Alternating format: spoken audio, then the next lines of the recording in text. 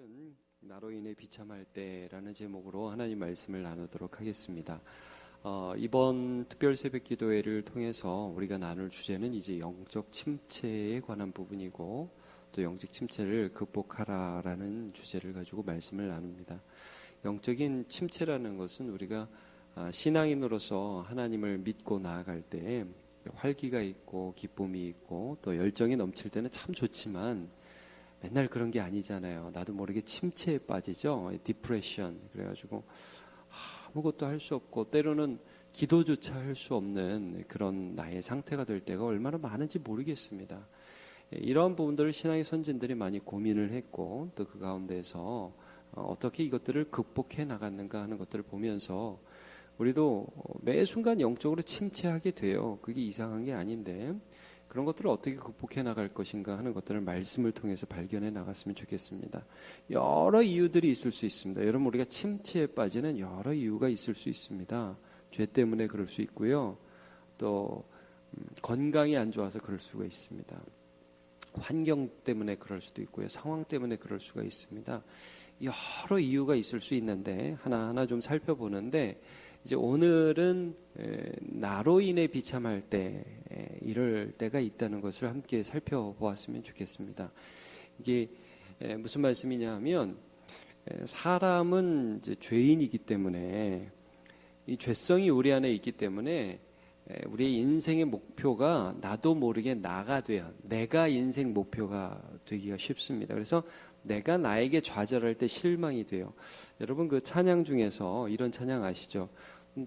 나에게 실망하여 내 자신 연약해 고통 속에 눈물 흘릴 때에 너는 내 아들이라 이런 찬양인데 나에게 실망해서 고통 속에 눈물을 흘릴 때가 있다는 거예요. 그러니까 우리가 나는 이 정도 될 줄 알았는데 살다 보니까 그 정도 안 되는 거예요. 내가 이렇게 할 때 참 뭐가 되는 것 같았는데 이게 안 되는 것 같아요. 여러분 사실 모든 사람이 나도 모르게 인생 재미를 어디서 느끼냐면 나한테서 느껴요. 내가 뭐가 되는 데에 대해서 인생 재미를 느껴요. 여러분 돈 벌고 돈 쓰면 재밌죠? 그 재미 솔솔하지 않습니까? 돈 조금씩 벌어가지고 싹싹싹싹 쓰고 그러면 되게 재밌어요. 그리고 여러분 이렇게 모르겠어요. 여기 청년들이 얼마나 또 많이는 없지만 여러분 그 스릴이 있습니다. 인생이. 그래가지고 막 그 취업도 하고 돈도 벌고 막 나는 누구랑 결혼할까? 청년들 말이야. 난 누구랑 만날까? 그리고 사업할 때도 기대도 되고요. 또 어른들도 이렇게 보면요. 자녀들 결혼했고 손주 낳고 그러면 얼마나 이뻐요. 그렇죠? 인생 재밌지 않습니까? 근데 이게 참 재미는 있는데 이게 어느 순간 무너진단 말이에요. 그래서 이게 한계가 있는 거예요. 내가 잘 되는 게 참 좋아요. 근데 이게 계속 잘 되면 좋을 것 같은데 무너져요. 반드시 무너지게 돼 있습니다. 바벨탑은 반드시 무너지게 돼 있어요. 그래서 어느 순간에 가면 기대했기 때문에 실망이 돼요. 애들한테도 우리가 뭐래? 야, 너 왜 공부해야 되는 줄 알아? 다 너 잘 되라고 그러는 거야. 여러분 그렇게 말하면 안 됩니다. 앞으로는 이제 하나님의 영광을 위해서 이렇게 잘 가르치십시오. 근데 잘 되라고 그래서 열심히 해가지고 뭐가 되는 것 같은 기분이 들 때는 좋아요. 근데 이게 양면성이죠. 여러분 기쁨과 실망은 동전의 양면과 같은 거예요. 그러니까 목표가 잘못되면 반드시 실망하게 돼 있어요. 나를 바라보면서 사는 인생은 반드시 실망하게 돼 있습니다. 네, 이게 참 씁쓸한 겁니다만 그러나 분명한 사실입니다. 목사도 마찬가지고 신앙의 선배들도 마찬가지입니다. 제가 성경을 보면서 참 하나님의 위대한 신앙인 중에 엘리야라는 사람이 있죠. 엘리야라는 사람 우리가 영적 침체하면 엘리야가 빠지지가 않습니다. 이 사람이 보여준 전형적인 한 사건 때문에 그러죠. 그건 뭐냐면 갈멜산에서 850명의 바알과 아세라 선지자들과 기도 대항을 해가지고요. 기도 대결을 해서 그 전쟁에서 승리하고 850명의 우상 숭배자들을 그냥 한 번에 단칼에 다 죽여버렸어요. 그래가지고 엘리야가 얼마나 고무가 되고 이 마음이 고향이 되고 우와 내가 했다 이거 아니에요. 너무 좋아요. 그래가지고 이제 이세벨이라는 아합 왕의 아내 그 바알과 아세라 선지자들의 모든 배후의 세력의 실체까지 이제 굴복할 줄 알았는데 이 여자가 나중에 뭐라 그러냐면 넌 내가 이 네가 죽인 바알과 아세라 선지자처럼 너도 내가 죽여버릴 거야. 그러니까 실망이 돼가지고 3일 길을 도망을 가요. 그래가지고 광야 로뎀 나무 아래 탁 엎드려가지고 뭐라고 고백을 하느냐? 열왕기상 19장 4절에 보면 자기 자신은 광야로 들어가서 하룻길쯤 가서 3일이 아닙니다. 하룻길을 갑니다. 하룻길을 가서 한 로뎀 나무 아래 앉아서 자기가 죽기를 원하며 이르되 여호와여 넉넉하오니 지금 내 생명을 거두시옵소서. 나는 내 조상들보다 낫지 못하나이다 하고. 근데 여기서 좀 재밌는 표현, 지금 제가 붉은색으로 표현을 했는데 엘리야가 뭐라고 고백을 하죠? 나는 내 조상보다 낫지 못합니다. 그러니까 여러분 엘리야가 참 하나님을 믿고 신뢰하는 좋은 사람이었어요. 여러분 우리가 믿음이 있어요. 믿음이 있는데도 순간 뭐가 목표가 되는 줄 알아요? 내가 그래도 모세보다는 좀 낫지. 내가 그래도 사무엘보다는 좀 낫지 않을까? 그런 사람들도 위대한 일 했는데 나도 위대한 일 했어. 할렐루야, 좋아. 여러분 하나님이 좋은 게 아니라 내가 좋은 거예요, 내가. 이게 인생 목표가 엘리야도 모르게 되는 거죠. 여러분 그러니까 이 옆교회 목사보다 제가 더 나은 게 저는 더 기쁘겠죠? 그죠? 네. 아주 나쁜 생각이에요. 그죠? 여러분 옆 회사보다 우리 회사가 더 잘 돼야죠. 그게 아주 기분이 좋죠. 재미가 솔솔하죠. 김집사보다 이집사가 더 나아야죠. 제가 김씨 이씨를 드는 것은 특별한 누구를 얘기하는 게 아니라 그게 제일 흔해서 그렇습니다. 여러분 최권사보다 우리 교회 최권사님이 최권사보다 박권사가 더 나아야 되죠. 그게 재미있는데 그런 거는 다 무너집니다. 여러분 목표 설정을 잘해야 됩니다. 이게 영적인 침체 가운데 하나가 뭐냐면 우리가 어느 순간에 가면 이걸 경험해 내가 이것밖에 안 되는구나 실체를 보게 돼요. 그 순간 낙심합니다. 이게 왜 그러냐면 무너질 나를 의지해서 그래요. 무너질 나. 결국 무너져 버릴 수밖에 없는 나 자신을 의지하기 때문입니다. 여기에서 벗어날 수 있는 사람이 없어요. 여러분 누가복음 15장에 보면 예수님께서 그 탕자 비유하시죠. 두 아들이 있었는데 둘째가 처음부터 설정이 그래요. 아들이 둘이 있어요. 탕자만을 얘기하지 않아요. 첫째 아들은 나중에 주인공으로 등장하죠. 바리새인들과 그 당시의 종교 지도자들을 예수님 비유해서 빗대서 하신 말씀이긴 한데 이게 뭐냐면 둘째가 돌아왔어요. 아버지가 너무 좋아하잖아요. 죽었던 아들이 돌아오니까 여러분 부모님 입장에서 약하고 참 좀 못난 자식이 있으면 더 신경이 쓰이지 않아요? 하나밖에 없어서 잘 모르시겠어요? 여러분 이렇게 어리고 좀 어설프면 더 마음이 가잖아요. 근데 그놈의 자식이 말이에요. 그렇게 개판치다가 돌아왔어요. 아빠가 너무 좋아해요. 자, 첫째 아들이 뭐라고 그래요? 첫째 아들이 삐져가지고 잔치에도 안 와. 부르니까 아버지 내가 진짜 이놈이 나가 있을 동안에 아버지 집에서 정말 내 몸을 아끼지 않고 이렇게 열심히 일을 했는데 아버지 아니 이 창기와 함께 가산을 말아먹은 이 나쁜 놈의 자식이 돌아왔는데 아버지 이렇게 좋아할 수 있어요? 나는 뭐예요? 이렇게 얘기를 하죠. 그 맞는 말 같죠. 이 첫째 아들의 인생 목표가 뭐였습니까? 아버지한테 인정받는 거죠. 내가 얘보다 더 낫다는 거예요. 그거 위해서 인생 달려온 겁니다. 근데 이게 아버지가 그게 아니에요. 여러분 성경이 뭐라고 말씀하는지 아십니까? 네가 인생 목표로 삼는 아버지께 인정받는 것은 이미 네 행동 때문이 아니라 예수 안에서 이루어졌다 이거예요. 이게 뭐냐? 네가 인정받는 거, 우리가 이게 의롭다 하심을 받는다 이렇게 해요. 성경에서.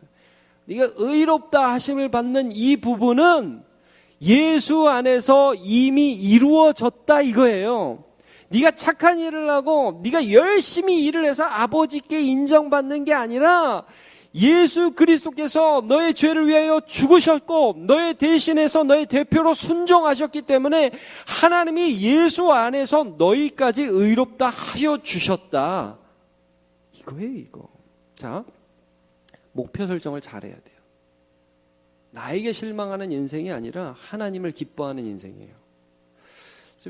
정반대되는 사건이 뭐냐면 이 바울 사도에게서 볼 수 있어요. 바울 사도가 이제 전도를 하다가 감옥에 갇혔어요.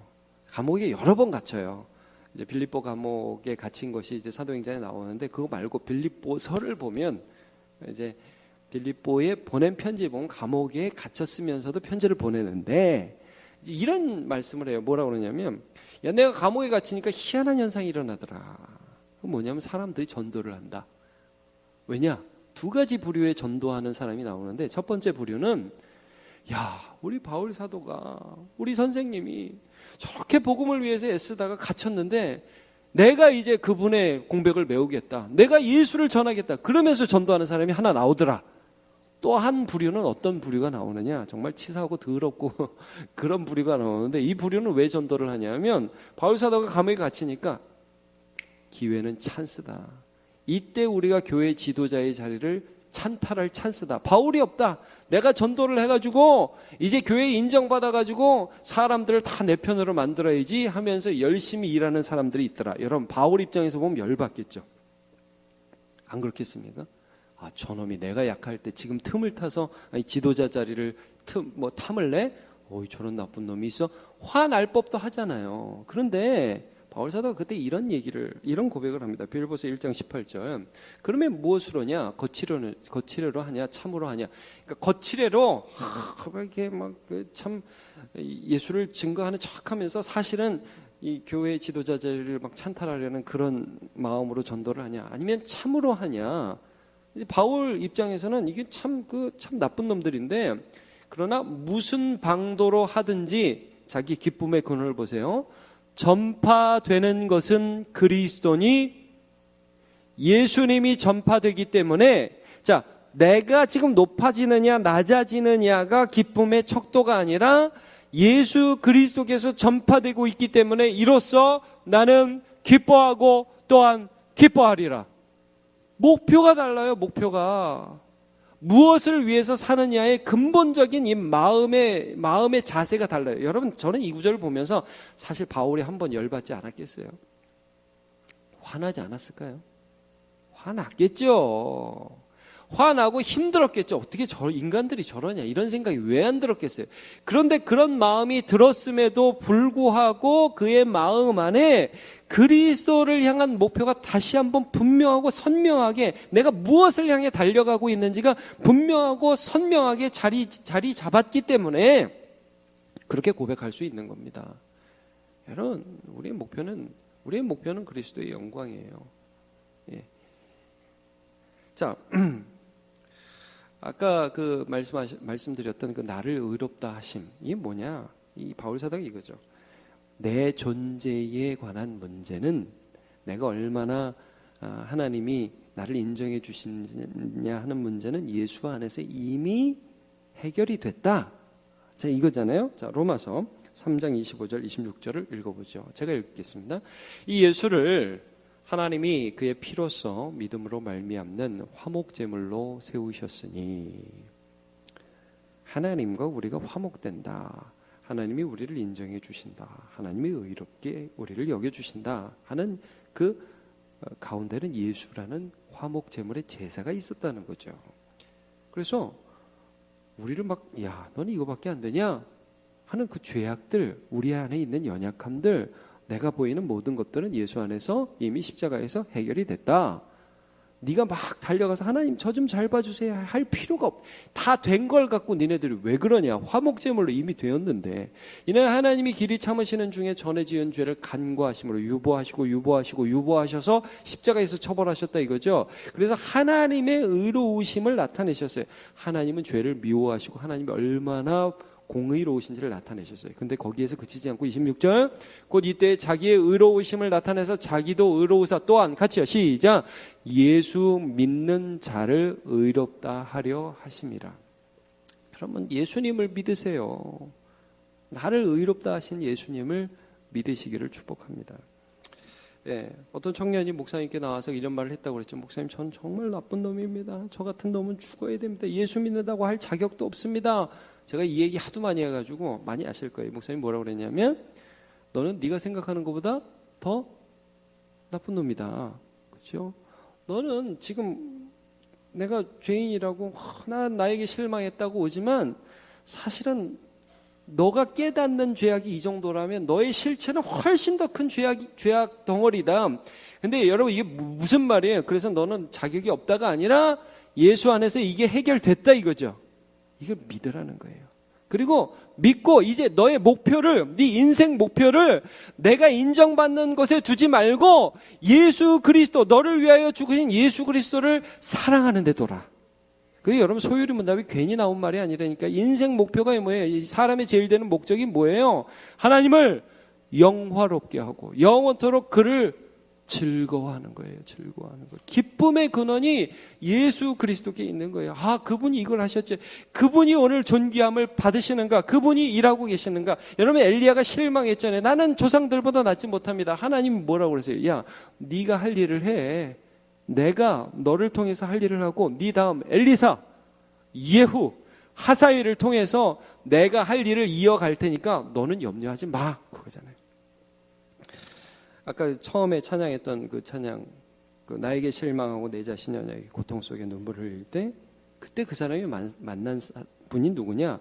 못자국 난 그 손길 눈물 닦아주시며 나에게 말씀하시네. 너는 내 아들이다.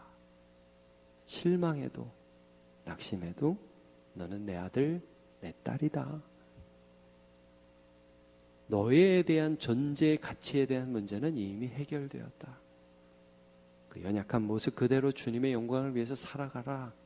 주님께서 말씀해 주시는 거죠. 여러분, 오직 예수, 오직 은혜, 오직 하나님의 영광을 위하여 바른 목표 설정하시고 달려가시고 나에게 실망할 때 오히려 그때 십자가 만나시기를 주님의 이름으로 축복합니다. 오늘 본문 마지막으로 읽을까요? 요한복음 6장 30절 같이 읽겠습니다. 시작. 아버지께 내게 주시는 자는 다 내게로 올 것이요 내게 오는 자는 내가 결코 내쫓지 아니하리라. 아멘. 우리 주님의 이름을 찬양합니다. 우리가 찬양합시다. 너는 내 아들이다.